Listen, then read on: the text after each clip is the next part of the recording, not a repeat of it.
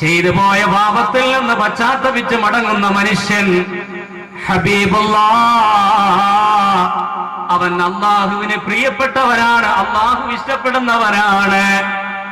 വത്തായിബു മിനൽ ദംബി കമൽ ലാ ദംബ ലഹു, ചെയ്തുപോയ പാപത്തിൽ നിന്ന് പശ്ചാത്തപിച്ച് മടങ്ങുന്ന മനുഷ്യൻ തെറ്റുകൾ ശേഷിക്കാത്ത ഒരു മനുഷ്യനെ പോലെയാണ്, പാപങ്ങൾ ബാക്കിയാകാത്ത ഒരു മനുഷ്യനെ പോലെയാണ് എന്ന് അല്ലാഹു റബ്ബുൽ ഇസ്സത്തിന്റെ ആ വഹി ഏറ്റുവാങ്ങിക്കൊണ്ട് ആരംഭ നബി കരീം തങ്ങൾ പറയുകയാണ്. ഈ രണ്ട് ഹദീസുകൾ, രണ്ടാമത്തെ ഹദീസ് ബഹുമാനപ്പെട്ട ഇബ്നു മസ്ഊദ് റളിയല്ലാഹു അൻഹു ഉദ്ധരിച്ചതാണ്. ഒന്നാമത്തെ ഹദീസ് അനസ് റളിയല്ലാഹു അൻഹു ഉദ്ധരിച്ചിട്ടുള്ളതാണ്. ഇമാം ഇബ്നു മാജ, ഇമാം ഇബ്നു അബി ദുനിയ എന്ന രണ്ട് മഹത്തുക്കൾ ഹദീസ് പണ്ഡിതന്മാർ ഈ ഹദീസുകൾ ഉദ്ധരിച്ചതായിട്ട് കാണാൻ കഴിയുന്നുണ്ട്. അപ്പൊ പശ്ചാത്തപിച്ച് മടങ്ങുന്നവനെ അള്ളാഹു ഇഷ്ടപ്പെടുന്നു, അള്ളാഹുവിനെ ഇഷ്ടപ്പെട്ടവനാണ് അവൻ. പക്ഷെ ഇവിടെ ഓർക്കണം, ഈ ഭാഗം എന്ന് പറയുന്നത് ഇതിനു മുമ്പ് ഒരു ഭാഗം പറയേണ്ടിയിരിക്കുന്നു. എന്താണ് തൗബ? തൗബയുടെ ഷർത്തുകൾ നിങ്ങൾക്കറിയാം. യഥാർത്ഥമായ നിബന്ധനകളും ഘടകങ്ങളും സ്വീകരിച്ചുകൊണ്ട് ചെയ്യുന്ന തൗബയാണ്. ആ രീതിയിൽ ചെയ്യുന്ന തൗബ സ്വീകരിക്കുന്നവരെയാണ് അല്ലാഹു ഇഷ്ടപ്പെടുക എന്ന് നിങ്ങളിവിടെ മനസ്സിലാക്കണം. ഷർത്തുകൾ പാലിച്ചുകൊണ്ടുള്ള തൗബ. നിങ്ങൾക്കറിയാലോ, അള്ളാഹുവും അടിമയും തമ്മിലുള്ള തൗബയാണെങ്കിൽ ആ പാപങ്ങൾക്കിടയിലുള്ള ആ പാപത്തിന് വേണ്ടിയാണ് തൗബ ചെയ്യുന്നതെങ്കിൽ 3 ഷർത്തും അടിമയും തമ്മിലുള്ളതായ പാപത്തിന്റെ പേരിലാണ് തൗബ ചെയ്യുന്നതെങ്കിൽ 4 ഷർത്തുമുണ്ട്. അത് പാലിക്കണം. അത് പാലിച്ചുകൊണ്ടാണ് തൗബ ചെയ്യേണ്ടത്. ആദരവായ നബി കരീം തങ്ങൾ പറഞ്ഞു വരുന്ന തൗബയും അള്ളാഹു ഇഷ്ടപ്പെടുന്ന തൗബയും ആ തൗബ ചെയ്യുന്ന ആളിനെയാണ് അള്ളാഹു ഇഷ്ടപ്പെടുക എന്ന് നമ്മളിവിടെ മനസ്സിലാക്കണം. അല്ലാതെ ഇന്ന് ചില ആളുകൾ വിചാരിക്കുന്ന കണക്ക് തോന്നുന്ന എല്ലാ തെറ്റുകളും ചെയ്യും, എന്നിട്ട് വിചാരിക്കുന്നു അസ്തഗ്ഫിറുല്ലാഹ്, രാത്രി വീട്ടിൽ എണീറ്റ് എന്നിട്ട് 2 റക്അത്ത് നിസ്കരിച്ചിട്ട് എന്ന്. അങ്ങനെയാണല്ലോ, അങ്ങനെ ഒരു ഹദീസിലുണ്ട്. നിങ്ങൾ പകൽ ചെയ്തത് രാത്രി സ്വീകരിക്കാൻ വേണ്ടി, തൗബ സ്വീകരിക്കാൻ വേണ്ടി അള്ളാഹു കൈ തുറന്നു വെച്ചിരിക്കുന്നു, രാത്രി ചെയ്തത് പകൽ സ്വീകരിക്കാൻ വേണ്ടി എന്നൊരു ഹദീസ് കൂടി ഉണ്ടല്ലോ. അത് ഞാൻ പറഞ്ഞില്ലേ, അങ്ങനെയൊക്കെ ചിലർ കരുതുന്നവരുണ്ട്. പക്ഷെ അത് ഒരു ഹദീസ്, ആ ഹദീസിന്റെ ഭാഗത്ത് മാത്രം നിൽക്കുന്നതല്ല. ഹദീസുകളെല്ലാം എന്താണ് കൂട്ടി യോജിപ്പിച്ചുകൊണ്ടാണെന്ന് മനസ്സിലാക്കാൻ. സഹോദരന്മാരെ, ഈ കാര്യം നിസ്സാരമല്ല, ഈ കാര്യം നിസ്സാരമല്ല. ഞാൻ പറഞ്ഞല്ലോ, ഇതിന്റെ ഓരോ അടിമയുമായിട്ടുള്ളതായ പാപമാണെങ്കിൽ, അള്ളാഹുമായിട്ടുള്ള അള്ളാഹുവിന്റെ ഇടയിൽ ചെയ്യുന്ന അടിമ അള്ളാഹുമായിട്ട് സന്ധിക്കുന്ന പാപമാണെങ്കിൽ ആ പാപത്തിന്റെ തൗബ സ്വീകരിക്കാനുള്ള 3 ഷർത്തുകൾക്കപ്പുറം ഒരു ഷർത്ത് കൂടി അവിടെ കൂടുന്നതാണ്. ആ തൗബ അള്ളാഹു സ്വീകരിക്കണമെങ്കിൽ ആ വ്യക്തിയുടെ ഏതൊരാളുമായിട്ട് ബന്ധപ്പെടുന്നതാണെങ്കിൽ ആ ആളുടെ പൊരുത്തം അവിടെ അനിവാര്യമാണ്. ആ ആള് മാപ്പ് ചെയ്ത് കൊടുക്കേണ്ടിയിരിക്കുന്നു എന്ന് നമ്മളിവിടെ വ്യക്തമായി മനസ്സിലാക്കണം. ഈ തൗബയുടെ കാര്യം പറയുമ്പോൾ, തൗബയുടെ പ്രാധാന്യം പറയുമ്പോൾ നമ്മൾ ആദ്യം മനസ്സിലാക്കേണ്ടത് നമ്മുടെയൊക്കെ ആദ്യ പിതാവായ മനുഷ്യകുലത്തിന്റെ ആദ്യ പിതാവ് അബുൽ ബശർ ആദം അലൈഹിസ്സലാം അല്ലാഹു തആല സ്വർഗ്ഗത്തിൽ നിന്ന് ഇറക്കി വിട്ട സംഭവം നിങ്ങൾക്കറിയാം. ആ ആദം നബിക്ക് അല്ലാഹു തആല തൗബ സ്വീകരിക്കുന്നതായ അവസ്ഥ, ഈ ഭൂമിയിൽ ഇറങ്ങി വന്നുകൊണ്ട് തൗബ സ്വീകരിക്കുമ്പോ വാനലോകത്ത് നിന്ന്, ആകാശലോകത്ത് നിന്ന് മലക്കുകൾ അതാ ഇറങ്ങി വരുന്നു. അവരിൽ പ്രധാനികളായ 2 മലക്കുകൾ, മുഖറബായ 2 മലക്കുകൾ, ജിബ്രീൽ, മീകായേൽ അലൈഹിസ്സലാം ഇറങ്ങി വന്നുകൊണ്ട് ആദം നബിയെ, അങ്ങയുടെ 2 കണ്ണുകളും കുളിർമയാകട്ടെ, അങ്ങേക്ക് അല്ലാഹു ഇപ്പോൾ പുറത്തു തന്നിരിക്കുന്നു, അല്ലാഹു അങ്ങേക്ക് തൗബ സ്വീകരിച്ചിരിക്കുന്നു, ഇനി നിങ്ങൾക്ക് പ്രയാസം വേണ്ട, നിങ്ങൾക്ക് ഇനി ഒരു ബുദ്ധിമുട്ടും വിചാരിക്കണ്ട. ആ സമയത്ത് ആദം നബി പറയുകയാണ്, ഇനിയും ഒരു ചോദ്യം ശേഷിക്കുന്നു. എന്താണ് ആ ചോദ്യം? ഇനി എന്റെ സ്ഥാനം എവിടെയാണ് എന്ന് പറഞ്ഞുകൊണ്ടുള്ളതായ ഒരു ചോദ്യത്തിന്റെ കാര്യം പറയുമ്പോ അതാ അള്ളാഹുവിന്റെ വഹി പറയുന്നു. വഹി ഇറങ്ങി വന്നുകൊണ്ട് പറയുന്നു, ആദം നബിയേ,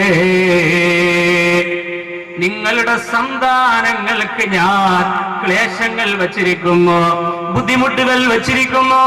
എന്നാൽ അവരിൽ ആരെങ്കിലും എന്നോട് ഇങ്ങോട്ട് തേടിയാൽ ഞാൻ അവർക്ക് കൊടുക്കുന്നതാണ്. എന്നെ വിളിച്ചു തേടിയാൽ താങ്കൾക്ക് ഞാനിപ്പോൾ വിളിച്ചു തേടിയപ്പോ ഉത്തരം നൽകിയതുപോലെ മറുപടി തന്നതുപോലെ ഞാൻ നൽകും. കൂട്ടത്തിൽ മഹാനായ നബി തങ്ങൾ പറയുന്നു, വമൻ സഅലനീ അൽ മഗ്ഫിറ, നിങ്ങളുടെ സന്താനങ്ങളിൽ പാപങ്ങൾ സംഭവിച്ചിട്ട്, തെറ്റുകൾ സംഭവിച്ചിട്ട്, കുറ്റങ്ങൾ വന്നുപോയിട്ട് അതിന്റെ പേരിൽ ഖേദിച്ചുകൊണ്ട് എന്നോട് പൊറുക്കാൻ തേടിയാൽ, എന്നോട് മഗ്ഫിറത്ത് തേടിയാൽ ഞാൻ അവർക്ക് മഗ്ഫിറത്ത് നൽകും. ആദൻ നബിയേ, ഇനി എന്റെ സ്ഥാനം എന്ത് എന്ന് ചോദിച്ചതിന്റെ അർത്ഥം, ഇനി എന്റെ സ്ഥാനം എവിടെയാണെന്ന് ചോദിച്ചതിന്റെ അർത്ഥം മക്കളെ ഉദ്ദേശിച്ചുകൊണ്ടായിരുന്നു എന്ന് ഈ ശേഷം പറയുന്ന കാര്യങ്ങൾ നമ്മെ ബോധ്യപ്പെടുത്തുകയാണ്. എന്റെ മക്കളുടെ അവസ്ഥ എന്താണല്ലാ, എന്റെ മക്കളുടെ അവസ്ഥ എന്താണ് എന്ന് ചോദിക്കുന്നതാണ് അവിടെ സ്ഥാനം. അല്ല പറഞ്ഞു, തൗബ തേടുന്നവർക്ക് ഞാൻ തൗബ കൊടുക്കുകയാണ്, ഞാൻ പുറത്തു കൊടുക്കുകയാണ്. ലിഅന്നീ ഖരീബും മുജീബ്, കാരണം ഞാൻ അടുത്തു തന്നെയുണ്ട്, ഉത്തരം ചെയ്യാൻ ഞാൻ അടുത്തു തന്നെയുണ്ടെന്ന് അല്ലാഹു പറയുന്നു. ആദരവായ നബി കരീം തങ്ങൾ ആ ഹദീസ് അവസാനിപ്പിക്കുന്നത് ഇങ്ങനെയാണ്. അല്ലാഹു തആല പറയുന്നു, ഞാൻ പറഞ്ഞല്ലോ മനുഷ്യ സഹജമായി തെറ്റുകൾ സംഭവിക്കും. മനഃപൂർവമായത് മനഃപൂർവമായിട്ടാണ് മനസ്സിലാക്കി അതിൽ നിന്ന് തിരുത്തണം, അതിൽ നിന്ന് തിരുത്തണം. മനഃപൂർവ്വം ദ്രോഹിച്ചതൊക്കെ മനഃപൂർവ്വം തന്നെ അറിഞ്ഞുകൊണ്ട് തന്നെ പെരുമാറി തിരുത്തണം. സംഭവിച്ചു പോയത്, പക്ഷേ മരണം സംഭവിക്കുന്നതിന് മുമ്പ് അതിൽ നിന്ന് മോചിതനാകണമെന്നാണ് ഈ പറഞ്ഞതിന്റെ അർത്ഥം. അതിൽ നിന്ന് രക്ഷ പ്രാപിക്കണമെന്നാണ് പറഞ്ഞത്. അതിനുള്ളതായ കാരണമാണ് പറഞ്ഞത്. അല്ലാഹു തആല സ്വീകരിക്കാനുള്ള കാരണമാണ് മഹാനായ നബി തങ്ങൾ ഇനി പറയാൻ പോകുന്നത്. അല്ലാഹു ഇഷ്ടപ്പെടുന്ന തൗബക്കാരാരാ, ആ അവരുടെ സ്ഥാനമാണ് അല്ലാഹു തആല പറയുന്നത്. മനുഷ്യൻ ചിന്തിക്കണം, ഇങ്ങനെ തെറ്റ് ചെയ്ത് തന്നെ അങ്ങനെ പോയാ പോയാ. ഇന്ന് കേരളത്തിൽ ജീവിക്കാൻ പേടിയായിരിക്കുന്നു. ഓരോ ദിവസവും വാർത്താ മാധ്യമങ്ങൾ നമുക്ക് പകർന്നു നൽകുന്ന ചിത്രങ്ങളും വാർത്തകളും നമ്മെ ഞെട്ടിച്ചുകൊണ്ടിരിക്കുന്നു. കേരളത്തിന്റെ സാംസ്കാരിക നായകന്മാർ പോലും അന്തം വിട്ട് എഴുതുകയാണ്, കേരളത്തിൽ ഇനി എവിടെയാണ് ജീവിക്കാൻ കഴിയുക. നിങ്ങൾ ഓർത്തു നോക്കൂ, കേരളത്തിൽ എങ്ങനെ സ്വസ്ഥതയോടെ ജീവിക്കും എന്നുള്ളൊരവസ്ഥയിലാണ്. ഞാൻ അത് വിശദീകരിക്കുകയല്ല. ഇന്ന് ഏറ്റവും പ്രചാരമുള്ള പത്രമാണ് എനിക്ക് കിട്ടുന്നത്. ആ പത്രത്തിന്റെ ആദ്യ പേജിൽ തന്നെ അതിന്റെ മുഖ ചിത്രമായിട്ട്, അതിന്റെ പ്രധാനപ്പെട്ട പേജിൽ മുഖചിത്രമായിട്ട് കൊടുത്ത ചിത്രം നമുക്കറിയാം. ഒരു മുസ്ലിം സഹോദരന്റെ ഞെട്ടിപ്പിക്കുന്ന ഒരു സംഭവം. ഒരു 21-കാരൻ 22-കാരിയെ കാട്ടിയ സംഭവം വളരെ പ്രാധാന്യത്തോടെ റിപ്പോർട്ട് ചെയ്തിരിക്കുന്നു. ഇന്ന് കോളേജ് കുമാരിമാരും അതുപോലെ തന്നെ പെൺകുട്ടികളെയൊക്കെ ഒരല്പം അങ്ങോട്ട് പഠിക്കാൻ തുടങ്ങിയ, ഇന്ന് 10ാം ക്ലാസ് എത്തണ്ട, കുട്ടികൾക്ക് പലതും മനസ്സിലാകുന്ന ഒരു കാലമാണ്. ചുറ്റുപാട് നിങ്ങൾ ആരും തെറ്റിദ്ധരിക്കരുത്, പറയാതിരിക്കാൻ വയ്യ, നിർവാഹമില്ല. അപ്പൊ അത് എന്താ പ്രേമമെന്നോ എന്ത് നിങ്ങൾ പറഞ്ഞാലും നിങ്ങൾ ഓർത്തു, ആ ഒരു അവസ്ഥയിലേക്കാണ് പോയിക്കൊണ്ടിരിക്കുന്നത്. കാരണം ഒരു ഇസ്ലാമിക ചുറ്റുപാടിലല്ല നമ്മുടെ കലാലയങ്ങൾ അല്ലെങ്കിൽ അവിടുത്തെ ഇതുകൾ പ്രവർത്തിക്കുന്നത്. അതൊരിക്കലും നടക്കത്തില്ലല്ലോ. അങ്ങനെ ആകണമെന്നല്ല പറയുന്നത്, അങ്ങനെ ആകാനുള്ള നിർവാഹമില്ല. കാരണം എന്താണ്, ശരീഅത്തിന്റെ നാടല്ല, ശരീഅത്തിന്റെ രാജ്യമല്ല.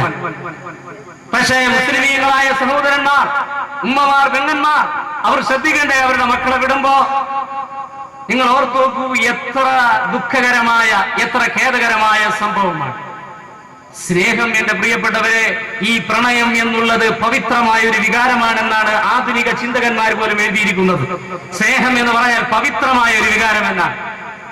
അറബിയിൽ അത് ഇങ്ങനെ മനസ്സിലാക്കാം, അൽ മഹബ്ബത്തു അശ്ശഹ്വത്തു മഅൽ ഇഫ്ഫ, അൽ മഹബ്ബത്തു അശ്ശഹ്വത്തു മഅൽ ഇഫ്ഫ. പക്ഷേ ഇവിടെ മഅൽ ഇഫ്ഫ എന്ന ഇഫ്ഫത്ത് വെട്ടിയിരിക്കുന്നു, പവിത്രത എന്നുള്ളത് വെട്ടിയിരിക്കുന്നു. ആണുങ്ങൾക്ക്, കാണുന്ന ചെറുപ്പക്കാർക്ക്, കാണുന്ന പെണ്ണുങ്ങളോടല്ല വികാരം. ഇന്നത്തെ സ്നേഹം എന്ന് പറഞ്ഞ വികാരമാണ്. നമ്മൾ മനസ്സിലാക്കണം, വികാരമാണ്. വികാരം തോന്നുന്നിടത്തോടല്ല പിന്നെ സ്നേഹം. പക്ഷേ ആധുനിക എഴുത്തുകാർ പറയുന്നു, എന്താണ് സ്നേഹം എന്ന് പറഞ്ഞാൽ പവിത്രമായ ഒരു വികാരം. പക്ഷെ ഈ പവിത്രമായ വികാരം ആരോടൊക്കെ തോന്നാം, ആരോടൊക്കെ തോന്നുമ്പോഴാണ് പവിത്രമായ വികാരം എന്ന് പറയുക. സഹോദരന്മാരെ, ബഹുമാനപ്പെട്ട ദുന്നൂനുൽ മിസ്രി ഇത്രയും പറഞ്ഞപ്പോ അതുകൂടി പറഞ്ഞ വിഷയത്തിലേക്ക് കിടക്കാം. ഹിജ്റ 246 വഫാത്തായ മഹാൻ ബഹുമാനപ്പെട്ട ദുന്നൂനുൽ മിസ്രി റളിയല്ലാഹു അൻഹു ഒരിക്കൽ തന്റെ ജീവിതയാത്രക്കിടയിൽ, സഞ്ചാരത്തിനിടയിൽ അല്ലാ എന്ന് വിളിച്ചുകൊണ്ടുള്ള ആ ഒരു വിളി മാത്രം, തന്റെ പ്രേമഭാജനമായ അള്ളാഹുവിനെ മാത്രം സ്നേഹിച്ചുകൊണ്ട് മുമ്പോട്ട് പോകുന്നതിനിടയിൽ താൻ കണ്ടുമുട്ടിയ ഒരു ഭക്തനായ ഒരു ത്യാഗിയോട് ചോദിച്ചു, എന്താണ് എനിക്ക് സ്നേഹത്തിന്റെ അർത്ഥമെന്ന് പറഞ്ഞു തരണം, പ്രേമത്തിന്റെ അർത്ഥമെന്ന് പറഞ്ഞു തരണം. ആ മഹാൻ പറഞ്ഞത്രേ, ഓ ദുന്നൂനുൽ മിസ്രി, സ്നേഹത്തിന്റെ അർത്ഥം ഞാൻ മനസ്സിലാക്കും, നിങ്ങൾ മനസ്സിലാക്കണം. ഒരു മനുഷ്യനെ ഒരുമിച്ച് രണ്ട് സ്നേഹങ്ങൾ ചുമക്കാൻ കഴിയില്ല. ആ മഹാൻ പറയാണ്, ലാ യുതീഖുൽ അബ്ദ ഹംലുൽ മഹബ്ബത്തൈൻ, ഒരടിമയ്ക്ക് രണ്ട് സ്നേഹങ്ങൾ ഒരുമിച്ച് ചുമക്കാൻ അവന് സാധിക്കുകയില്ല. എന്നിട്ട് മഹാൻ പറയുകയാണ്, അല്ലാഹുവിനെ സ്നേഹിക്കുന്ന ഒരു മനുഷ്യന് മറ്റുള്ള ഒന്നിനെയും സ്നേഹിക്കാൻ കഴിയില്ല. ഇതാണ് രണ്ടെണ്ണം ഒരുമിച്ച് സ്നേഹിക്കാൻ കഴിയില്ല എന്ന് പറഞ്ഞത്, വഹിക്കാൻ കഴിയില്ല എന്ന് പറഞ്ഞത്. ഇനി മറ്റുള്ള വസ്തുവിനെയോ മറ്റുള്ളവരെയോ സ്നേഹിക്കുന്ന ഒരു മനുഷ്യന് അല്ലാഹുവിനെ ഖാലിസായിട്ട് സ്നേഹിക്കാൻ കഴിയില്ല. അല്ലാഹുവിനെ മാത്രം നിഷ്കളങ്കമായി സ്നേഹിക്കാൻ കഴിയില്ല. അവന്റെ ഇബാദത്തുകളിൽ പോലും സ്നേഹിക്കാൻ കഴിയില്ല. അത് നമുക്ക് വ്യക്തമല്ലേ? ഇപ്പൊ കളിയുമായി ബന്ധപ്പെട്ട് നടക്കുന്ന ആളുകൾ, ഫുട്ബോൾ കളി, ഇന്നലെ പറഞ്ഞ ക്രിക്കറ്റ് കളി, മറ്റു കാഴ്ചകൾ, ഇങ്ങനെ ഇട്ട് കിടക്കുന്ന ആളുകൾ നിസ്കാരത്തിലൊക്കെ ഈ വരുമല്ലോ, അള്ളാഹുവിന് വേണ്ടി മാത്രം, മുസല്ലീനില്ല, അള്ളാഹുവിന് വേണ്ടി ഞാൻ നമസ്കരിക്കുന്നു, അള്ളാഹുവിന് വേണ്ടി മാത്രമാണ് നമസ്കാരം, എങ്കിലേ നമസ്കാരം ആവൂ എന്ന് അറിയാത്ത ആരുമില്ല. പക്ഷേ ആ നിസ്കാരത്തിന്റെ ഇടയിലും താൻ ഇഷ്ടപ്പെട്ട, താൻ സമയം ചെലവഴിക്കുന്ന ആ ആളുകൾ കൂടി കടന്നു വരുന്നു. നിങ്ങൾ ഓർത്തു നോക്കൂ. അതാണ് മഹാൻ പറഞ്ഞത്, മറ്റുള്ളവരെ ഇഷ്ടപ്പെട്ടാൽ അള്ളാഹുവിനെ നിഷ്കളങ്കമായിട്ട് സ്നേഹിക്കാൻ കഴിയില്ല. മഹാൻ പറഞ്ഞു, എന്നാൽ പ്രേമം എന്താണ് ഒന്ന് എനിക്ക് വിശദീകരിക്കണം. സിഫ്ലിൽ മഹബ്ബ. മഹാൻ പറഞ്ഞു സിഫ്ലിൽ മഹബ്ബ. വീണ്ടും അടുത്ത ഒരു പടി താഴേക്ക് ഇറങ്ങിയിട്ട് ഒന്നുകൂടി ഒന്ന് വിവരിക്കുമോ, ഈ പ്രേമം എന്താണ്, ഈ സ്നേഹം എന്താണ്? ഇതാണ് ഞാൻ പറഞ്ഞത്, സ്നേഹം എന്തെന്ന് അറിഞ്ഞെങ്കിൽ സൂഫികൾ അറിയാൻ പറ്റൂ. ഈ സ്നേഹത്തെ ഒന്ന് എനിക്ക് വിവരിച്ചു തരണമെന്ന് പറഞ്ഞു. മഹാൻ പറഞ്ഞു, അൽ മഹബ്ബത്തു അഖലുൻ റാഹിബു വദംഅൻ സാകിബു വനൗമുൻ തുരീദ് വശൗഖുൻ ശദീദ് വൽ ഹബീബു യഫ്അലു മാ യുരീദ്. പ്രേമം എന്ന് പറഞ്ഞാൽ എന്താണ്? അത് പോയിക്കൊണ്ടിരിക്കുന്ന ബുദ്ധിയാണ്, പിടിച്ചു നിർത്താൻ പറ്റാത്ത ബുദ്ധിയാണ് പ്രേമം. രണ്ടാമത് മഹാൻ പറയുന്നു, ഒഴുകിക്കൊണ്ടിരിക്കുന്ന കണ്ണീർ കണമാണ്, കണ്ണീർ തുള്ളിയാണ് സ്നേഹം. അപ്പൊ ഈ പ്രേമമുള്ള ആളുകൾ കരഞ്ഞുകൊണ്ടിരിക്കും. തന്റെ പ്രേമഭാഷണത്തെ കുറിച്ച് ഓർക്കുമ്പോ എന്തെങ്കിലും ബുദ്ധിമുട്ടുകളുണ്ടാകും. നിങ്ങൾ ഓർത്തു നോക്കൂ, ശരിയല്ലേ? ദുന്നൂനുൽ മിസ്രി റളിയല്ലാഹു അൻഹു വ്യാഖ്യാനിച്ചു കൊടുക്കുകയാണ്, എന്താ പ്രേമം? ബുദ്ധി ഇങ്ങനെ ഓടിക്കൊണ്ടിരിക്കുന്നു, പ്രേമമേ പ്രേമമേ. ഉമർ ഖയ്യാം പാടിയതുപോലെ, മരണമേ നീ എന്നെ മാടി വിളിച്ചു, കാമുകനായി ഞാൻ നിലയിച്ചു. അപ്പൊ നിങ്ങൾ ഓർത്തു നോക്കൂ, ഈ പ്രേമമുള്ള ആളുകളുടെ ബുദ്ധി പിടിച്ചാൽ കിട്ടൂല, ഇങ്ങനെ ഓടിക്കൊണ്ടിരിക്കും. അവരുടെ കണ്ണീർ കണങ്ങൾ, അതായത് കരഞ്ഞ് ഒഴുകുന്നതായ കണ്ണീർ കണമാണ് പ്രേമം. മാത്രമോ വനവും തരേത്, ഉപേക്ഷിക്കപ്പെട്ട ഉറക്കമാണ്, ഉപേക്ഷിക്കപ്പെടുന്ന ഉറക്കമാണ് പ്രേമം. തന്റെ പ്രേമഭാജനത്തിന്, തന്റെ ഇഷ്ടന്, തന്റെ പ്രിയന് എന്തെങ്കിലും സംഭവിച്ചു എന്ന് കേട്ടാൽ ആ കാമുകിക്ക്, ആ പെണ്ണിന് പിന്നെ ഉറങ്ങാൻ കഴിയുമോ? അല്ലെങ്കിൽ ഇതുപോലെ തന്നെ ആണിന് തന്റെ പിന്നെ കാതലിയെ കുറിച്ച് ഓർക്കുമ്പോൾ എങ്ങനെയാണ് വിഷമങ്ങൾ വരുമ്പോൾ, ഇനി ഒരുപക്ഷെ ജീവിതത്തിൽ സന്ധിക്കാൻ കഴിയില്ല എന്ന് വരുമ്പോൾ എങ്ങനെയാണ് അദ്ദേഹത്തോടൊപ്പം നടന്നത്, സഞ്ചരിച്ചത്, അങ്ങോട്ട് കൈമാറിയത്, ഇങ്ങോട്ട് സ്വീകരിച്ചത്, അങ്ങോട്ട് പറഞ്ഞത്, ഇങ്ങോട്ട് പറഞ്ഞത്, ഇതെല്ലാം ഓർത്തിട്ട് ഇനിയും ഒരു ജന്മം, അതിലിനിയും ഒരു പ്രണയം എന്ന് പറഞ്ഞ പാട്ട് പാടുന്നില്ല. പക്ഷെ ഇത് വിഷയവുമായി ബന്ധപ്പെടുന്നതാണ്, മോശമെന്ന് വിചാരിക്കരുത്. അപ്പൊ അവർ ഓർക്കുകയാണ്, ഉറക്കമുളഞ്ഞിരുന്നിട്ട് ഇനിയും ഒരു ജന്മമുണ്ടെങ്കിൽ, ഇനിയും ഒരു ജന്മമുണ്ടെങ്കിൽ ഇനിയും ഒന്നുകൂടി സ്നേഹിച്ചിങ്ങനെ നടക്കാമായിരുന്നു. പക്ഷെ ഒന്ന് ഓർക്കണമല്ലോ, നാളെ ഷഹീദുകൾ അള്ളാഹുവിന്റെ മാർഗത്തിൽ മാത്രം പടപുരുതി രണാങ്കണത്തിൽ ജീവിതം അവസാനിക്കേണ്ടി വന്ന ചുടുരണമൊഴുകി മരിച്ച് ഷഹീദിന്റെ പടയണിഞ്ഞ ആ പടച്ചട്ടയണിഞ്ഞ മഹാന്മാരെ നാളെ സ്വർഗത്തിൽ അള്ളാഹു നൽകുന്ന സ്ഥാനങ്ങൾ കണ്ടിട്ട് കൊതിക്കുമത്രേ. അള്ളാഹുവേ കൂടെ എന്നെ ദുനിയാവിലേക്ക് മടക്കിയിരുന്നെങ്കിൽ വീണ്ടും നിന്റെ പോർക്കളത്തിൽ എടുത്തു ചാടി എനിക്ക് നിന്റെ തൗഹീദിന്റെ കലിമത്ത് ഉറപ്പിച്ചു നിർത്തി എനിക്ക് പടപുരുതി മരിക്കാമായിരുന്നല്ലോ അല്ലാ. ഷഹീദുകൾ ആഗ്രഹിക്കുമത്രേ. അപ്പൊ മനുഷ്യൻ ആഗ്രഹിക്കണം. പക്ഷേ ഇന്ന് നമ്മുടെ ചെറുപ്പക്കാരികൾ ആഗ്രഹിക്കുന്നത് എന്താണ്? എന്റെ പ്രിയപ്പെട്ട മുഅ്മിനീങ്ങളെ, ഈ ആഗ്രഹങ്ങൾക്ക് പിന്നിൽ മാതാപിതാക്കൾക്ക്, രക്ഷകർത്താക്കൾക്ക്, വേണ്ടപ്പെട്ടവർക്ക് നല്ലൊരു പങ്കുണ്ട്, യാതൊരു സംശയമില്ല. ഞാൻ കൂട്ടത്തിലൊരു കാര്യം പറയട്ടെ. ഇങ്ങനെ പ്രേമിക്കണമെന്ന് ആഗ്രഹമുള്ളവര് എനിക്ക് പറയാനുള്ളത്, ഞാൻ ഈ വായിച്ചിടത്തോളം പറഞ്ഞാണ്, ലൈല മജ്നൂനെ പോലെ ആവണം എങ്കിൽ പിന്നെ എങ്കിലും എന്തെങ്കിലും ഒരു അർത്ഥം പറയാം, ഇല്ലെങ്കിൽ ഇതിനു വേണ്ടി നിൽക്കരുത്. ഞാൻ അതാണ് പറഞ്ഞത്, മഹാ തട്ടിപ്പാണ് ഇന്നത്തെ പ്രേമം എന്ന് പറയുന്നത്. അള്ളാഹു തആല കാക്കുമാറാവട്ടെ. നിങ്ങൾ വേറെ തെറ്റിദ്ധരിക്കരുത്. നിങ്ങൾ ഓർത്തത് എത്ര ശരിയാണ്. പിന്നെ അതിന്റെ ഒരു ഭാഗം തന്നെയാണ് പറഞ്ഞത്, ഷൗഖുൻ ശദീദ്, ശക്തമായ ഇഷ്ടമാണ്, ശക്തമായ പ്രിയമാണ് പ്രേമം. ഈ 4 കാര്യങ്ങൾ കൂടി ചേരുന്നതാണ്. എന്നിട്ട് മഹാൻ പറയുന്നത്, നൂനിൽ മിസ്രി വൽ ഹബീബു യഫ്അലു മാ യുരീദ്, സ്നേഹിക്കുന്നാൽ ഉദ്ദേശിക്കുന്ന പോലെയൊക്കെ ചെയ്തു കളയും. വൽ ഹബീബു യഫ്അലു മാ യുരീദ്, തനിക്ക് തോന്നുന്ന പോലെയൊക്കെ പ്രവർത്തിച്ചു കളയും. അതാണ് ചിലർ പറയുന്നത്, സ്നേഹത്തിന് പ്രേമത്തിന് കണ്ണില്ല, കാതില്ല, മൂക്കില്ല എന്നൊക്കെ പറയാൻ നിങ്ങൾ കേട്ടില്ലേ? ഇന്ന് അതിന്റെ വ്യക്തമായ ഒരു തെളിവാണ് ഇന്നത്തെ പത്ര റിപ്പോർട്ട്. അതൊരു പറ്റിക്കലും കൂടെ ആയത്. അതുകൊണ്ടാണ് 2-3 കുത്തുകൾ കുത്തി ആളെ കിടത്തിയത്. നിങ്ങൾ ഓർത്തു, ഞാനിത് പറയുന്നതല്ല. അപ്പൊ അതാണ് ഒരു അവസ്ഥ. അല്ലാഹു തആല കാക്കുമാറാവട്ടെ. എന്റെ പ്രിയപ്പെട്ട സഹോദരന്മാരെ, നിങ്ങൾ ഒന്നും ഓർത്തു, എന്തായാലും ഒരു പെണ്ണ്, ഇതൊക്കെ ഈ ലോകത്തിന്റെ ഒരു അവസ്ഥമാണ്. സമയമാകുമ്പോൾ ഒരു കല്യാണം കഴിക്കൂലി എന്ന് ഓർത്താൽ ആ ഒരു സുന്ദരമായ അവസ്ഥയിൽ ഇന്ന് നമ്മുടെ ഈ വിഷയവുമായി ബന്ധപ്പെട്ട് പറയേണ്ട ഒരു വിഷയമാണ്. നമ്മൾ ചെയ്യുന്നത് വലിയ കടുങ്കൈയാണ്. ഈ വിഷയത്തിൽ കാണുന്ന പെണ്ണുങ്ങളോടുള്ള സ്നേഹം എല്ലാരെയും ചാക്കിലിടുക. ചില ചെറുപ്പക്കാരിങ്ങനെ കൂട്ടുകാരുടെ ഇടയിലൊക്കെ ഇങ്ങനെ പറഞ്ഞുകൊണ്ട് കിടക്കും, എനിക്ക് സാധിക്കുന്ന പോലെ നിനക്ക് സാധിക്കുമോ എന്നൊക്കെ നിങ്ങൾക്കറിയാം, അങ്ങോട്ടും ഇങ്ങോട്ടും പറയുന്നതൊക്കെ. സഹോദരന്മാരെ, വലിയ അബദ്ധമാണ്. ഇതിവിടെ അവസാനിക്കില്ല. ഇത് അവനിൽ നിൽക്കൂല. തോന്നുന്ന ആളുകളോടെയൊക്കെ പോയിട്ട് അല്ലെങ്കിൽ തോന്നുന്ന തെറ്റുകളെല്ലാം ചെയ്തതിന് ശേഷം ഒരു അസ്തഗ്ഫിറുല്ലാഹ് പറഞ്ഞ് നമ്മൾ സാധാരണ മൗലിദ് കിതാബിൽ കൊടുത്തിട്ടുള്ള തൗബയുടെ ഒരു ഭാഗമുണ്ടല്ലോ, അതിങ്ങനെ നിവർത്തി വെച്ചിട്ട് തൗബ ചെയ്ത അല്ലാഹു തആല എല്ലാം സ്വീകരിക്കും, പിന്നെ ഒന്നുമില്ല എന്ന് പറയുമ്പോൾ ഓർത്തു നോക്കൂ. കിതാബുകൾ പരിശോധിച്ചാൽ, മഹാന്മാരുടെ ജീവിതം പരിശോധിച്ചാൽ, മഹാന്മാരുടെ വാക്കുകൾ പരിശോധിച്ചാൽ അത് വലിയ കറുപ്പാണ്. അത് മായ്ക്കപ്പെടാൻ വല്ലാത്ത പാടാണ്. അല്ലാഹു തആല കാക്കുമാറാവട്ടെ. പക്ഷേ എനിക്ക് മനസ്സിലായ ഒരു കാര്യം, ഈ വിവരം എന്ന് പറയുന്നത് ഒരു വലിയൊരു വിഷയമാണ്. ഈ കാര്യങ്ങൾ മനസ്സിലാക്കി ഞാൻ നല്ലവനാണെന്നുള്ള ഇതിനല്ല പറയുന്നത് കേട്ടോ. ഈ അവസ്ഥ പറയുകയാണ്, ഈ കാര്യങ്ങൾ പഠിച്ചിരിക്കാത്തത് വലിയൊരു വിഷയമാണ്. ഇതിനെക്കുറിച്ചുള്ള ധാരണയില്ല, വിവരമില്ല. നമ്മളിപ്പോ മനസ്സിലാക്കുന്നുണ്ടല്ലോ, നാളെ ഇവിടെയും ഒരു മജ്‌ലിസ് നടക്കുന്നുണ്ട്. കുറച്ചാളുകൾ അങ്ങനെയും ധരിച്ചു വെച്ചിട്ടുണ്ട്. ചെയ്യേണ്ട കാര്യങ്ങളെല്ലാം എന്താണ്, അധർമ്മങ്ങളെല്ലാം ചെയ്തു തീർത്തിട്ട് പിന്നെ ദുആ ചെയ്യാൻ കൊടുത്തിട്ട് അല്ലെങ്കിൽ ഒരു മജ്‌ലിസിൽ പോയാൽ തീരുമെന്നൊക്കെയാണ് മനസ്സിലാക്കിയിരിക്കുന്നത്. പക്ഷെ ഈ വിഷയം പരസ്ത്രീ ബന്ധവും പരപുരുഷ ബന്ധവും അന്യ ആണുങ്ങളും പെണ്ണുങ്ങളും പരസ്പര ബന്ധം എന്ന് പറയുന്നത് അത് വല്ലാത്തൊരു കറുപ്പാണ്, അത് വല്ലാത്തൊരു പ്രശ്നമാണ്.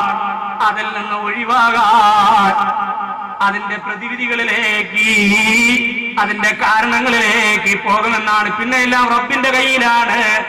ഉദ്ധരണികൾ പരിശോധിക്കുമ്പോൾ, നഖലുകൾ പരിശോധിക്കുമ്പോൾ, മഹാന്മാരുടെ ജീവിതത്തിൽ തന്നെ, മുൻഗാമികളുടെ ചരിത്രങ്ങൾ പരിശോധിക്കുമ്പോൾ തന്നെ കിട്ടിയിട്ടുള്ള സംഭവങ്ങൾ വെച്ച് നോക്കുമ്പോ, എന്റെ പ്രിയപ്പെട്ടവരെ, അവനവനിൽ നിൽക്കുന്ന ഒരു കാര്യമല്ല.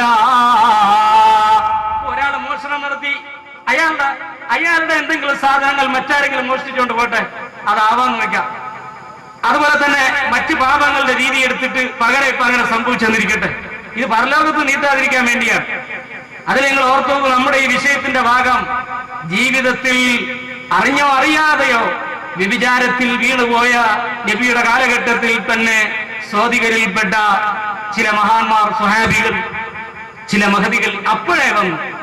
അതിന്റെ പ്രതിവിധി ഇവിടെ വെച്ചുകൊണ്ട് സ്വീകരിച്ചുകൊണ്ട് അത് എറിഞ്ഞു കൊല്ലലാണ്. നിങ്ങൾക്കറിയാം, സ്വഹീഹായ നിക്കാഹിൽ കിടന്ന ആളാണ് വ്യഭിചരിക്കുന്നതെങ്കിൽ മുസ്ലിം ഭരണാധികാരിയുടെ മുന്നിൽ വെച്ചുകൊണ്ട് അദ്ദേഹം വിധി കൽപ്പിക്കേണ്ടത് അയാളെ എറിഞ്ഞു കൊല്ലേണ്ടതാണ്. എങ്കിൽ അത് നടക്കട്ടെ, ആ ശിക്ഷ ഇവിടെ നടക്കട്ടെ എന്ന് മനസ്സിലാക്കിക്കൊണ്ട് അതങ്ങോട്ട് നീട്ടാതെ തന്നെ അവർ ആ തൗബ സ്വീകരിച്ചു. ആ തൗബയുടെ പ്രതിവിധി ചെയ്തുകൊണ്ട് തന്നെ ആ ഹാലിസായ തൗബ ഇവിടെ വെച്ചുകൊണ്ട് സ്വീകരിച്ചു. അതിന്റെ കുറ്റം അവർ ഏറ്റു. ആളുകൾ പോലും മോശം പറയുന്ന അവസ്ഥ വന്നോ? ഇങ്ങനെയാണ് ചെയ്തിട്ടുള്ളത്. അല്ലാത്ത അവസ്ഥകൾ എന്റെ പ്രിയപ്പെട്ട മുഅ്മിനീങ്ങളെ, ഇബാദത്തുകൾ തന്നെ കുറവാണ്. കൃത്യമായ നമസ്കാരങ്ങൾ തന്നെ ഇല്ല. അല്ലാഹുവിന് പൊരുത്തപ്പെട്ട അമലുകളില്ല. ഖുർആൻ പാരായണങ്ങളില്ല. ഈ രീതിയിൽ നീങ്ങുന്ന മനുഷ്യന്റെ അവസ്ഥകൾ ഒരുപക്ഷെ നമുക്ക് കേട്ടുകൊണ്ടിരിക്കാൻ പറ്റിയില്ലെന്ന് വരും. സാഹചര്യങ്ങളുടെ അവസ്ഥ വെച്ചുകൊണ്ട് ഞാൻ പറയുകയാണ്. പറയാൻ യോഗ്യതയുണ്ട് എന്ന് വെച്ച് പറയുന്നതല്ല. പക്ഷെ ഒരു വിഷയം പറയുമ്പോൾ അതിന്റെ ശരിയായ രൂപം പറയണം എന്നുള്ളത് കൊണ്ട് പറയുന്നതാണ് എന്റെ പ്രിയപ്പെട്ട മുഅ്മിനീങ്ങളെ. അതുകൊണ്ട് എങ്ങനെയായാലും എന്റെയും നിങ്ങളുടെയും ജീവിതം എനിക്കും നിങ്ങൾക്കും അറിയാം. എന്റെ അവസ്ഥകൾ എനിക്കറിയാം, നിങ്ങളുടെ അവസ്ഥകൾ നിങ്ങൾക്കും അറിയാം. എന്തായാലും ഒരു നിഷ്കളങ്കമായ തൗബയിലേക്ക് പോട്ടെ, നിഷ്കളങ്കമായ തൗബയിലേക്ക് വരട്ടെ എന്നാണ് ഈ വിഷയത്തിൽ ഉദ്ധരിക്കുന്നത്. അതിന്റെ കാര്യങ്ങൾ നമ്മൾ ചെയ്യണം. ഇപ്പൊ മറ്റുള്ളവരെയൊക്കെ അറിയിക്കണമെന്നല്ല പറഞ്ഞത്. ഇപ്പൊ ഈ പറഞ്ഞ മഹാന്മാർ സ്വീകരിച്ച ശിക്ഷകൾ സ്വീകരിക്കണം. ഇവിടെ അങ്ങനെയുള്ള ഒരു ഇസ്ലാമിക ഇതല്ല. അതുകൊണ്ടാണ് രക്ഷപ്പെടുന്നത്. ഇസ്ലാമിക രാജ്യമാണെങ്കിൽ അത് നടക്കത്തില്ലല്ലോ. ശരിക്ക് അതിൻ്റെതായ ശിക്ഷകൾ നടക്കും, അതിൻ്റെതായ സാക്ഷിയും തെളിവുകളും വരുമ്പോൾ അതങ്ങ് നടക്കും. പക്ഷെ ഇനി ചെയ്യേണ്ടത് നമുക്ക് കുറച്ച് നന്മകൾ ചെയ്യാൻ കഴിയും. ഇതിന് പകരമായി, തെറ്റുകൾക്ക് പകരമായി നന്മകൾ ചെയ്തുകൊണ്ട് മാറ്റാൻ കഴിയും. അല്ലാഹു തആല പറയുന്നു, നബിയേ, നാളെ ഖബറുകളിൽ നിന്ന് എഴുന്നേറ്റ് പോകുന്ന ആളുകളുടെ കൂട്ടത്തിൽ ദുനിയാവിൽ വെച്ചുകൊണ്ട് തൗബ സ്വീകരിച്ചിട്ടുള്ള ആളുകൾ, ചെയ്തു പോയ അപരാധങ്ങളുടെ പേരിൽ പശ്ചാത്തപിച്ച് സ്വഹീഹായ തൗബ സ്വീകരിച്ചിട്ടുള്ള ആളുകൾ അവര് സന്തോഷഭരിതരാണ്. അവരുടെ മുഖത്ത് പുഞ്ചിരിയുണ്ട്. അവർ ചിരിച്ചുകൊണ്ട് ഖബറുകളിൽ നിന്ന് എഴുന്നേറ്റ് പോകുമ്പോ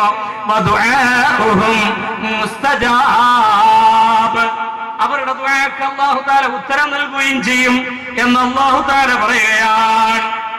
ബഹുമാനപ്പെട്ട സഹീൽ ബിൻ അബ്ദുല്ലാഹി തുസ്രി റളിയല്ലാഹു അൻഹു പറയുന്നു, സഹീൽ റളിയല്ലാഹു അൻഹു പറയുന്നു, തൗബ എന്ന് പറഞ്ഞാൽ എന്താണ്?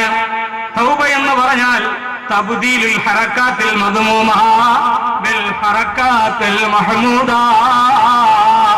ചെയ്തു പോയ മോശപ്പെട്ട നിന്ദ്യമായ ചലനങ്ങൾക്ക് പകരം അല്ലാഹുവിന് ഇഷ്ടപ്പെട്ട ചലനങ്ങൾ പകരമാക്കി കൊടുക്കുക. അതായത് തിന്മകൾക്ക് പകരം നന്മകൾ കൊണ്ടുവരിക. ഇതാണ് തൗബ. ആ തൗബ എങ്ങനെ നടക്കും? 3 കാര്യങ്ങൾ കൊണ്ടേ നടക്കൂ എന്നാണ് ബഹുമാനപ്പെട്ട സഹീൽ റളിയല്ലാഹു അൻഹു പറയുന്നത്.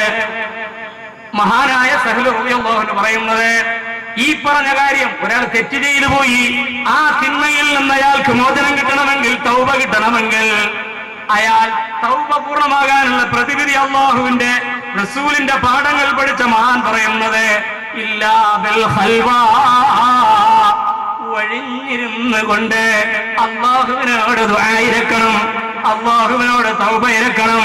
വസുംദീ, തെറ്റ് ചെയ്ത ആള് പിന്നെ ചിരിച്ച് സന്തോഷിച്ച് നടക്കരുത്.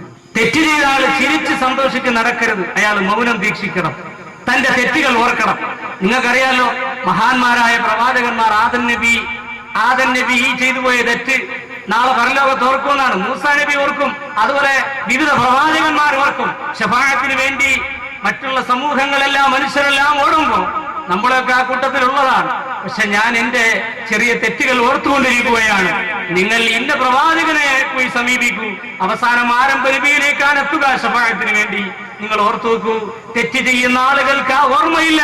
അതുകൊണ്ടല്ലേ ഇന്നിന്റെ ശാപം, ഇന്നിന്റെ അസ്വസ്ഥത, ഇന്ന് എന്തും ചെയ്യാൻ എത്ര വലിയ പോക്കിരികളും മുതിരുന്നത്, എത്ര വലിയ തെറ്റിന്റെ ഉടമകളും മുതിരുന്നത് സ്വന്തം അവസ്ഥ കുറിച്ച് മനസ്സിലാക്കാത്തതുകൊണ്ടാണ്. തെറ്റ് സംഭവിച്ച മനുഷ്യൻ അയാൾ തൗബ ചെയ്യാൻ ആഗ്രഹിക്കുന്നെങ്കിൽ അയാൾ മൗനം ദീക്ഷിക്കണം. പിന്നെ കൂടുതൽ സന്തോഷിച്ച് സംസാരിച്ച് നടക്കരുത്, തോന്നിയതുപോലെ സംസാരിച്ച് നടക്കരുത്.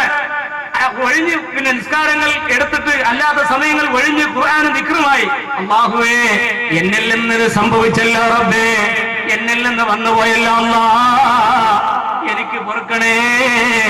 ഈ അവസ്ഥയിൽ ഞാൻ മരിച്ചുപോയാൽ നാളെ എന്റെ അവസ്ഥ എന്നാണ് തമ്പുരാനെ എന്ന് പേടിച്ച് വിറച്ചുകൊണ്ട് ഏകാന്തപതികനായേ അവൻ ഒറ്റയ്ക്കിരിക്കണമെന്നാണ് മഹാത്മകൾ പഠിപ്പിക്കുന്നത്. വാക്കിലിൽ ഹലാൽ, ഹറാമായ ഭക്ഷണത്തിലേക്ക് പോകരുത്, ഹലാല് തിന്നണം. ഈ 3 കാര്യങ്ങൾ കൊണ്ടാണ് അവന് തൗബ കിട്ടുക എന്ന് ബഹുമാനപ്പെട്ട സഹ്ൽ റളിയല്ലാഹു അൻഹു പറയുന്നു. എന്റെ പ്രിയപ്പെട്ടവരെ, തെറ്റ് ചെയ്യുന്ന മുഅ്മിൻ തെറ്റ് ചെയ്യാത്ത ആളോട് പറയുന്ന ഒരു വാക്കുണ്ട്. എന്താ വാക്ക്? മഹാന്മാര് പഠിപ്പിക്കുകയാണ്, ഇന്നി മുഅ്മിനുൻ കമാ അന്നക മുഅ്മിൻ. നിന്നെ പോലെ തന്നെ ഞാനും മുഅ്മിനാണ്, നിന്നെ പോലെ തന്നെ ഞാനും മുസ്ലിമാണ്, ഞാനും നീയും മുസ്ലിമാണ്, അല്ലാഹുവിൽ വിശ്വസിക്കുന്നവരാണ്, ആരംഭ നബിയിൽ വിശ്വസിക്കുന്നവരാണ് എന്ന് കരുതുന്നവരുണ്ട്.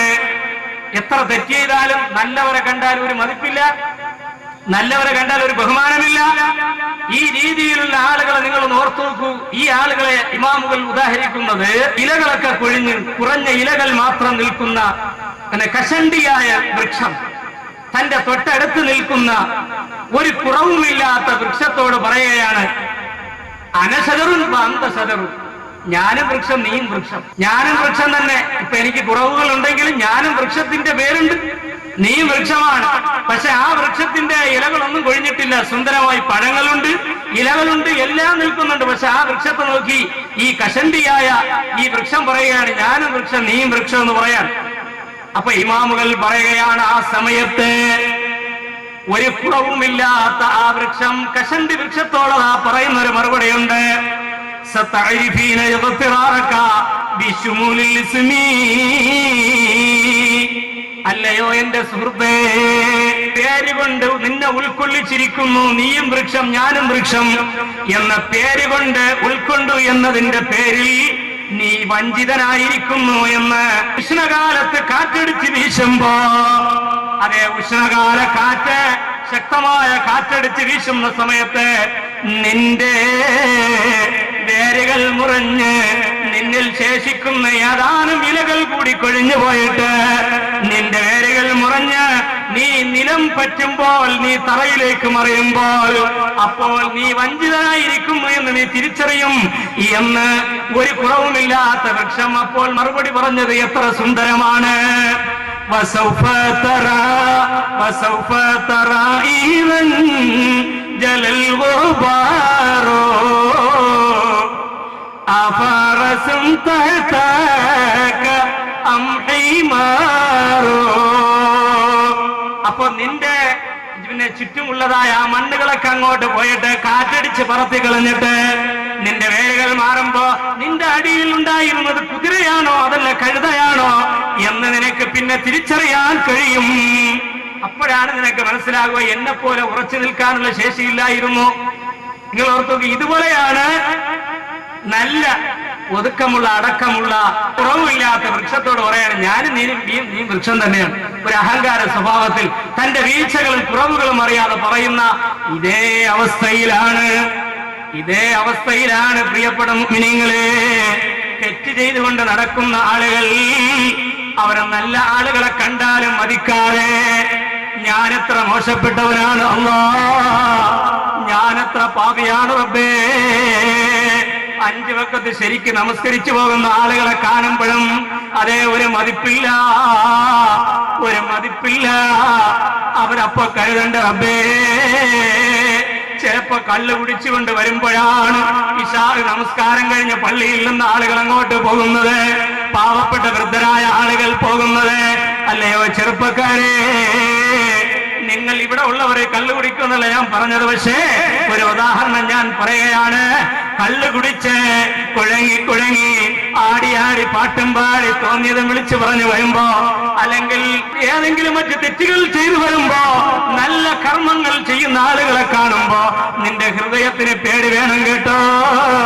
അല്ലാഹുവേ, ഈ ആളുകൾ നിനക്ക് വേണ്ടി ഇബാദത്ത് ചെയ്യാൻ സമയം കണ്ട സമയത്തും ഞാൻ പാപത്തിലായി പോയി റബ്ബേ, ഞാൻ തെറ്റിലായി പോയി റബ്ബേ, എത്ര വലിയ വീഴ്ചയാണ് സംഭവിച്ചിരിക്കുന്നത് എന്ന് തോന്നുന്നതിന് പകരം ഞാനും മുസ്ലിം നീയും മുസ്ലിം, ഞാനും നീയും വിശ്വസിക്കുന്നത് ഒരേ ഇലാഹിലാണ്, ഒരേ നബിയിലാണ്, മരിക്കുമെന്ന് എനിക്ക് വിശ്വാസമുണ്ട്, നിനക്കും വിശ്വാസമുണ്ട് എന്ന് കരുതിക്കൊണ്ട് അഹങ്കാരത്തോടെ നീങ്ങുന്ന മനുഷ്യ, നീ ഓർത്തു നോക്കൂ, സുന്ദരനായ കുറവൊന്നുമില്ലാത്ത വൃക്ഷത്തിനോട് കഷണ്ടിയായ കുറവുകളുള്ള ഒരു കാറ്റടിച്ചാൽ മറിഞ്ഞു വീഴാൻ മാത്രം ശേഷിയുള്ള വൃക്ഷം പറഞ്ഞ അതേ കാര്യമാണ്. ആ വൃക്ഷത്തിന് സുന്ദരനായ വൃക്ഷം കൊടുത്ത മറുപടിയാണ് ഇവിടെ നമ്മൾ മനസ്സിലാക്കേണ്ടത്. മഹാന്മാരായ ഇമാമുകൾ പഠിപ്പിക്കുന്ന ഈ ഉദാഹരണം എത്ര സുന്ദരമായ ഉദാഹരണമാണ്, നമുക്ക് പഠിക്കാൻ ഉതകുന്ന എത്ര സുന്ദരമായ ഉദാഹരണമാണ്. എന്നിട്ട് ഇമാമുകൾ പറയണം, ഈ പറഞ്ഞ കാര്യം അവസാനം വെളിവാകുന്ന സംഗതിയാണ്, അവസാനം വെളിവാകുന്ന സംഗതിയാണ് ഈ പറഞ്ഞ കാര്യം. എന്റെ പ്രിയപ്പെട്ടവരെ, നിങ്ങൾ ഓർത്തു നോക്കുക, ഇനിയും സമയമുണ്ട്, ഇനിയും സമയമുണ്ട് പശ്ചാത്തപിക്കാൻ വേണ്ടി. നല്ല കാര്യം പറയുമ്പോ നമസ്കരിക്കാത്ത ആളുകളോട് സഹോദരാ നീ നമസ്കരിക്കണം എന്ന് പറയുമ്പോ, നീ നോമ്പെടുക്കണം, വിശുദ്ധ റമദാനല്ലേ, റമദാനിനെ നീ മാനിക്കണം എന്ന് പറയുമ്പോ അവൻ പറയാണ് ഇനി അടുത്ത റമദാനാകട്ടെ അല്ലെങ്കിൽ അടുത്ത ദിവസമാകട്ടെ എന്നൊക്കെ പറഞ്ഞ് പിന്തിക്കുന്ന സഹോദരാ, ഇത് വല്ലാത്ത അപകടമാണ്. അല്ലാഹു പറയുന്നു, വലൈസത്തി തൗബത്തു ലില്ലദീന യഅമലൂന സയ്യിആത് ഹത്താ ഇദാ ഹദറ അഹദഹുമുൽ മൗത്ത്. മരണം വരുമ്പോൾ, മരണ നേരത്ത് റബ്ബേ ഞാൻ മരിക്കാൻ പോവുകയാണല്ലാഹ്, ഇപ്പോൾ എന്റെ സമയം അവസാനിച്ചിരിക്കുന്ന റബ്ബേ, ഞാൻ വല്ലാത്ത പാപിയാണ് തമ്പുരാനെ, എനിക്ക് തൗബ നൽകണേ അല്ലാഹ്. ഈ ഒരു കൂട്ടരെ കുറിച്ച് പരിശുദ്ധ ഖുർആൻ പറയുന്നുണ്ട്, മരണനേരം മാത്രം തൗബ ചെയ്യുന്ന ആളുകൾ അവരെന്താ പറയുക? ഖാല ഇന്നി തുബ്തുൽ ആൻ. അല്ലാഹുവേ, ഇപ്പോൾ ഞാൻ നിന്നിലേക്ക് പശ്ചാത്തപിക്കുന്നു റബ്ബേ, എനിക്ക് തൗബ തരണേ അല്ലാഹ്, ഞാൻ മരിക്കാൻ പോവുകയാണല്ലോ റബ്ബേ, എനിക്ക് തൗബ തരണേ അല്ലാഹ് എന്ന് പറയുന്ന ആളുകളുടെ തൗബ അല്ലാഹു സ്വീകരിക്കുകയില്ല, അല്ലാഹു സ്വീകരിക്കുകയില്ല എന്ന് അടിവരയിട്ടുകൊണ്ട് പരിശുദ്ധ ഖുർആനിൽ അല്ലാഹു ഉറപ്പിക്കുന്നു. മുഅ്മിനീങ്ങളെ, നാളിന്ന് പോകുന്നു, നാളെയാകട്ടെ, നാളേക്ക് നാളെ നീളം വിട്ടാട്ടെ, ഓടുന്ന കോടായി ഡവാലം രണ്ട്, ഓരോരോ സാഹത്തിൽ മാറ്റങ്ങളുണ്ട്, അവർ നിന്നെ തേടുന്നു മൻവീട്ടിലേക്ക്, തഞ്ചം നീ നോക്കുന്നു പൊൻവീട്ടിലേക്ക്. സഹോദര, നല്ല കാര്യം പറയുമ്പോ നാളെയാകട്ടെ, മറ്റന്നാളാകട്ടെ, ഇനി അടുത്ത റമദാനാകട്ടെ, എന്റെ ഇപ്പൊ യൗവനം ഞാൻ ആസ്വദിക്കട്ടെ എന്ന് പറഞ്ഞു നടക്കുന്ന ചെറുപ്പക്കാരാ, അങ്ങനെ തന്നെ നടക്കുന്ന ചെറുപ്പക്കാരി, എന്റെ സഹോദരിമാരെ, നിങ്ങൾ ഓർക്കുക, നിനക്ക് നാളേക്ക് വേണ്ടി പിന്തിക്കാൻ എന്താണ് യോഗ്യതയുള്ളത്, എന്താണ് ഗ്യാരണ്ടി ഉള്ളത്? നിനക്കില്ല മോളെ, നിനക്കില്ല സഹോദരാ. അല്ലാഹു പറയുന്നു, നീ അങ്ങനെ എങ്ങാനും പോയേ നിന്റെ മരണം വരുമ്പോ അപ്പൊ നീ പേടിച്ച് വിറച്ചുകൊണ്ട് അല്ലാഹ് എനിക്ക് നീ തൗബ തരണേ റബ്ബേ എന്ന് നീ കരം കേളത്താണ് വീണാലും അല്ലാഹു നിന്നെ സ്വീകരിക്കില്ല, അവരുടെ തൗബ അല്ലാഹു ഏറ്റുവാങ്ങുകയില്ല എന്ന് അല്ലാഹു പറയുകയാണ്. പിന്നെ ആരുടെ തൗബയാണ് അല്ലാഹു സ്വീകരിക്കുക? ആരുടെ തൗബയാണ് സ്വീകരിക്കുക? ആ തൗബ സ്വീകരിച്ചുകൊണ്ട്, പശ്ചാത്താപം സ്വീകരിച്ചുകൊണ്ട് സ്വർഗത്തിലേക്ക് പാത്രക്കാരായി, സ്വർഗത്തിലേക്ക് ആനയിക്കപ്പെടുന്നവരായി അല്ലാഹു സ്വീകരിക്കുക. ആരാണ്? അല്ലാഹു പറയുന്ന ഇന്നമത്തൗബത്തു ലില്ലദീന യഅമലൂന സ്സൂഅ ബിജഹാല. വിവരമില്ലാതെ തെറ്റ് ചെയ്തു പോയി, വിവരമില്ലാതെ പാപം ചെയ്തു പോയപ്പോ അതറിഞ്ഞ ഉടനെ തന്നെ, വിവരമില്ലാത്തതിന്റെ പേരിൽ പാപം പ്രവർത്തിച്ചു പോയപ്പോ അതറിഞ്ഞ് മനസ്സിലാക്കി ഉടനെ തന്നെ സുമ്മയത്തൂബൂന മിൻ ഖരീബ്,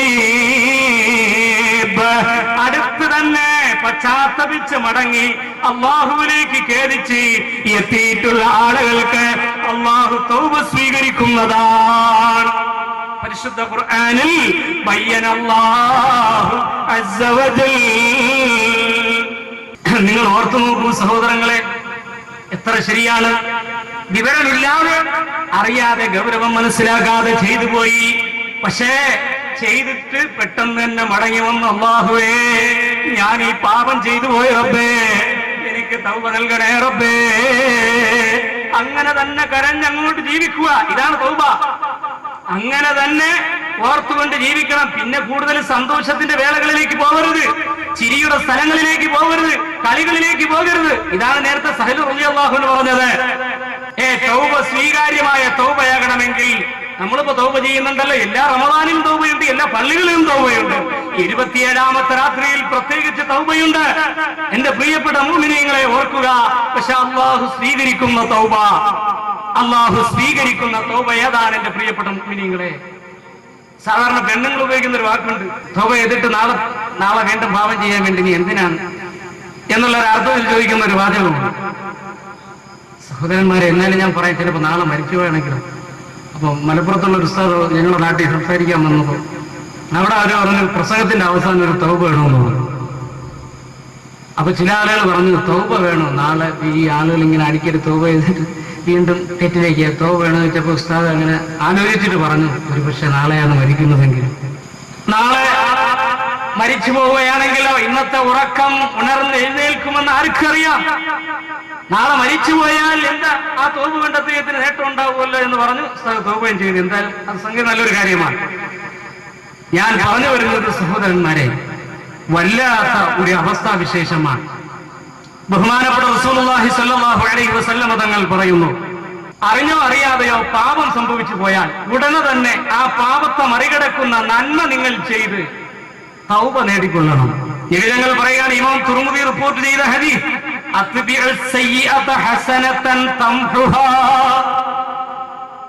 തിന്മ ചെയ്തു പോയിട്ടുണ്ടെങ്കിൽ ആ തിന്മയെ മായ്ച്ചു കളയുന്ന നന്മ കൊണ്ട് നിങ്ങൾ ആ തിന്മയെ തുടർത്തണം.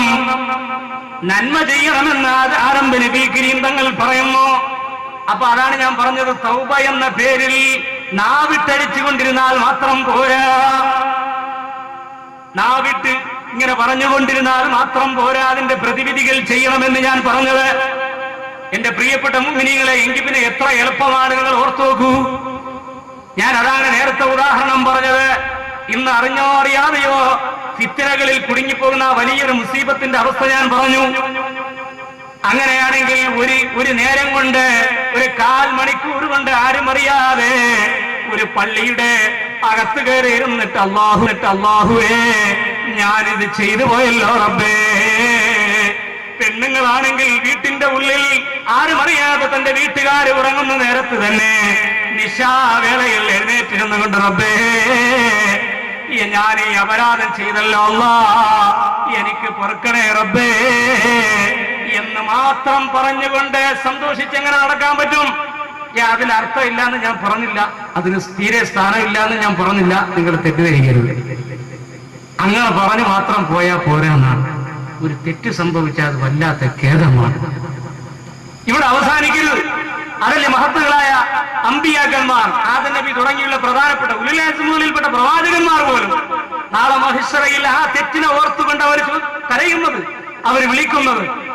അപ്പൊ തെറ്റുകൾ വന്നുപോയാൽ യഥാർത്ഥ സത്യവിശ്വാസിക്ക് എപ്പോഴും അസ്വസ്ഥതയായിരിക്കും, അതിനെക്കുറിച്ചുള്ള ബുദ്ധിമുട്ടായിരിക്കും. നിങ്ങൾ ഓർത്തു നോക്കൂ എന്റെ പ്രിയപ്പെട്ട മുഅ്മിനീങ്ങളെ,